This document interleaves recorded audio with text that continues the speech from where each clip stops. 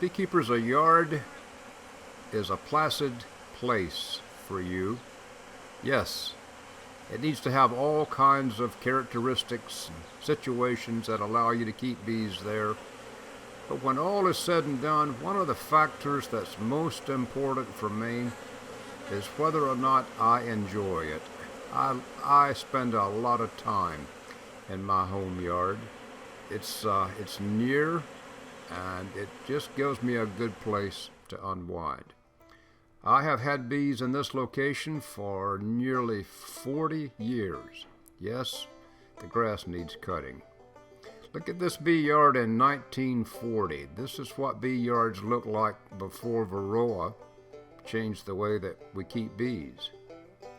Here's a bee yard in New Hampshire with an electric fence up to try to discourage bears from getting in there. Bad news here. Good bee yard near the river, and you know what happened. What a mess. Here's a yard in the panhandle of Florida. Hot weather there. This clearly shows why you want good solid hive stands. You can imagine the mess that took to clean this up. This is not even a bee yard, but from the road it looked like one, so when I got there I photographed it. This really is a beehive in a cemetery. Really an unusual, poetic bee yard. This is a bee yard in the autumn in Colorado. Nice, quiet place near a river. Look at this bee yard in Cottonwood, Kansas in 1920.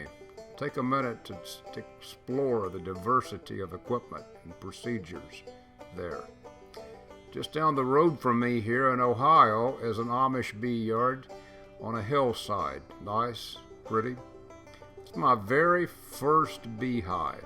This picture means a lot to me.